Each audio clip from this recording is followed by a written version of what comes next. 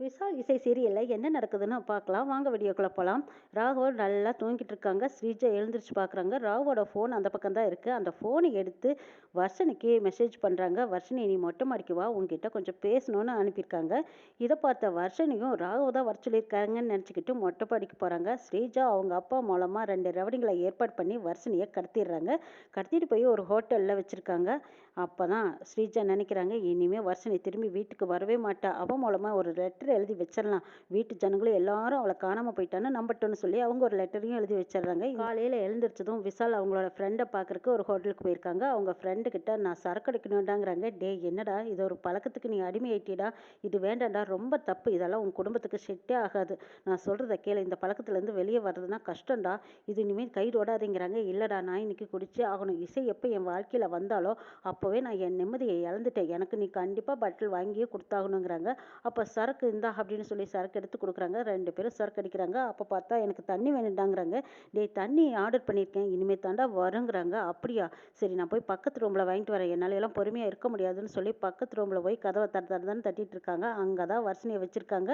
அப்போ அந்த ரவுடிங்களும் யாரடா அது இந்த நேரத்தில் கதவை தட்டுறது, யாராக இருக்கும் அப்படின்னு பார்க்கும்போது, டேய் போய் திறக்காதடாங்கிறாங்க ஒருத்தர். இல்லைடா திறந்து என்னென்னு கேட்டுக்கலாம், இல்லைன்னா சந்தேகம் வந்துருங்கிறாங்க. திறந்து பார்த்தா விஷால் இருக்காரு. விஷால் கிட்ட என்ன வேணும் அப்படின்னு கேட்கும்போது, எனக்கு கொஞ்சம் தண்ணி கிடைக்குமாங்கிறாங்க.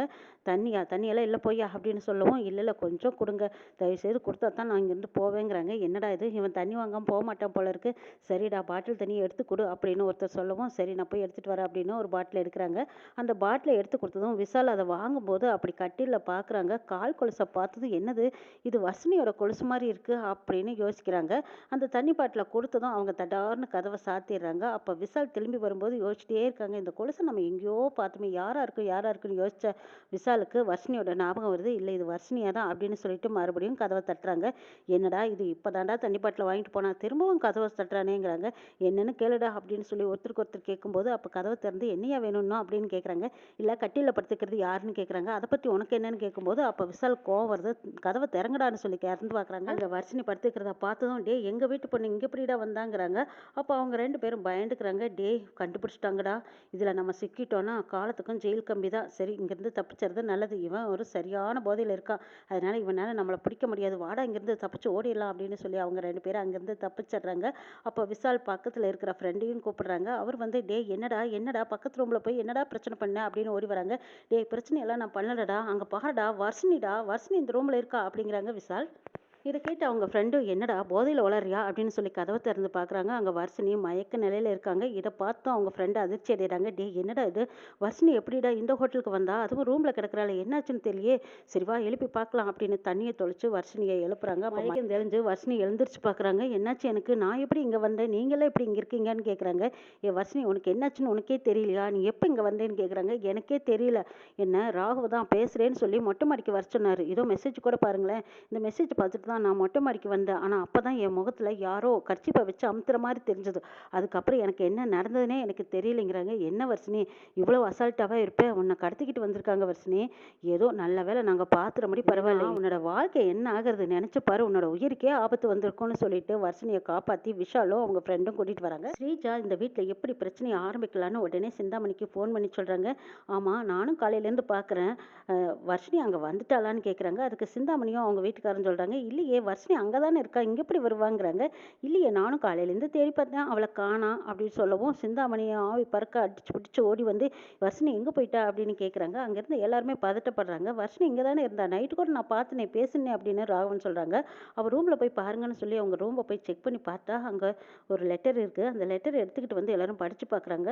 அப்போது இசை அந்த லெட்டரை வாங்கி படித்து பார்க்கும்போது அதிர்ச்சி அடைகிறாங்க. என்னது, வர்ஷினி இப்படியெல்லாம் முடிவெடுக்கிற பொண்ணே கிடையாது, வர்ஷினி நான் இந்த வீட்டை விட்டு போகிறேன், ராகவன் எனக்கு கிடைக்காதனால நான் மனசுடைஞ்சு போயிட்டேன், நான் முடிவை மாற்றிக்கிறேன்னு சொல்லி எழுதியிருக்கா, ஆனால் அப்படிப்பட்ட பொண்ணு கிடையாது வர்ஷினி, ஆனால் அவளோட கையெழுத்தும் இல்லைன்னு சொல்லி இசை அடித்து சொல்கிறாங்க. இதை கேட்ட சிந்தாமணி, இல்லடி உன்னால தான் என் பொண்ணோட வாழ்க்கையும் கெட்டது, இப்போ அவள் உயிரை மாச்சுக்கிற அளவுக்கு துணிஞ்சிட்டா, ஏண்டி எல்லாத்துக்கும் காரணம் நீ தானே அப்படின்னு சொல்லி இசையை போட்டு அடிக்கிறாங்க சிந்தாமணி. இதை பார்த்து ஸ்ரீஜா சந்தோஷப்பட்டுட்டு இருக்காங்க. இப்போ சுபத்ரா வந்து தடுத்து நிறுத்துறாங்க. இதை பாரு ருக்மணி, இந்த மாதிரி எல்லாம் நீ பேசிட்டு இருக்காத, முதல்ல வர்ஷினி எங்கே போயிருக்கா என்ன ஆனான்னு நம்ம பார்க்கலாம், அவளை தேடி கண்டுபிடிச்சதுக்கு அப்புறம் என்ன நடந்ததுன்னு விசாரிக்கலாம் பேசிக்கலாம், அதுக்கப்புறமா அதுக்கு யார் வேணாலும் பேசிக்கலாம், நீ இப்போதைக்கு பேசாமல் பிரச்சனையை விடுங்கிறாங்க.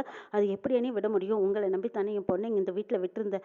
அவளுக்கு நீங்கள் இப்படி தான் பாதுகாப்பு கொடுப்பீங்களா? இப்போ என் பொண்ணை காணுமே, இப்படி ஒரு லெட்டர் எழுதி வச்சுட்டு காணாமல் போயிட்டாளேன்னு அழுது ஆர்ப்பாட்டம் பண்ணி ஒப்பாரி வச்சுக்கிட்டு இருக்காங்க. இதையெல்லாம் பார்த்த இசை கண்டிப்பாக வர்ஷினி எங்கேயும் போயிருக்க மாட்டா அப்படின்னு ஸ்ரீஜாவை மறைக்கிறாங்க. ஸ்ரீஜா அழுங்காமல் குறிஞ்சு சிரிச்சுக்கிட்டு எங்கேயோ போயிருக்கா அப்படிங்கிற மாதிரி பார்த்துக்கிட்டு இருக்காங்க. இசைக்கு புரிஞ்சு போச்சு. நைட்டு ராவும் வர்ஷினியும் பேசிட்டு இருந்ததை ஸ்ரீஜா பார்த்துருக்கா. அவள் தான் ஏதோ பண்ணியிருக்கா அப்படின்னு அவள் பேரில் சந்தேகத்தோடவே இருக்காங்க. விஷாலும் அவங்க ஃப்ரெண்டும் வர்ஷினியை வீட்டுக்கு கூட்டிகிட்டு போகிறாங்க. இதை பார் வர்ஷினி, ஹோட்டலில் இருந்த விஷயத்தை நீ சொன்னீன்னா வீட்டில் பெரிய பிரச்சனை ஆகிடும். அதனால நீ இதை பற்றி எதுவும் சொல்ல வேண்டாம், ஃப்ரெண்டு வீட்டுக்கு போனதா சொல்லிருங்கிறாங்க. வர்ஷினியும் சரி அதே மாதிரி நான் சொல்லிடுறேன்னு சொல்லிட்டு வராங்க. இங்கே எல்லாருமே வர்ஷினியை பார்த்ததும் ரொம்ப சந்தோஷத்தில் இதோ வர்ஷினி வந்துட்டாளே அப்படின்னு சத்தமாக எல்லாரும் சந்தோஷப்படுறாங்க. அப்போ ஸ்ரீஜா பார்த்துட்டு என்னது வர்ஷினி வந்துட்டாளா? அப்போ அந்த ரவுடிங்க இவளை கடத்திட்டு போனதெல்லாம் என்னாச்சு? ச்சே, அவனுங்களுக்கு இவ்வளோ தூரம் பணத்தை கொடுத்து சொல்லி வச்சு இப்படி கோட்டை விட்டுட்டானுங்களே அப்படின்னு சொல்லிட்டு ஸ்ரீஜா அந்த ரவுடிங்களை கூப்பிட்டு திட்டிட்டு இருக்காங்க. ஓடி போய் வர்ஷினி இவ்வளோ நேரம் எங்கடி போயிருந்த? உன்னை காண நாங்கள் எல்லாரும் பதறி போயிட்டேன் தெரியுமாங்கிறாங்க.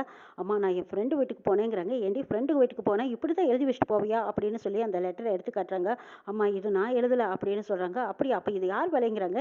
தெரியலையே, ஆனால் நான் ஃப்ரெண்டு வீட்டுக்கு தான் போனேங்கிறாங்க. நீ போனதை பார்த்துட்டு தான் யாரோ இப்படி ஒரு வேலைத்தனம் பண்ணியிருக்காங்க, சரி அதை யாருன்னு கண்டுபிடிக்கலாம் அப்படின்னு இசை சொல்லிட்டு வர்ஷினியை தனியாக கூட்டிகிட்டு போய் கேட்குறாங்க. வர்ஷினி என்ன நடந்தது உண்மையை சொல்லுங்கிறாங்க. அக்கா இதுதாக்கா நடந்தது, ராகு தான் மெசேஜ் அனுப்பிச்சு மாடிக்கு வர சொன்னார். நானும் மாடிக்கு போய் ராகுகிட்ட பேசுறதுக்கு தான் வர சொல்கிறாருன்னு நினச்சி போனேன். ஆனால் அங்கே யாரும் என்னை கடத்திட்டாங்கன்னு சொல்கிறாங்க. இதை கேட்டதும் இசை பதறி போகிறாங்க.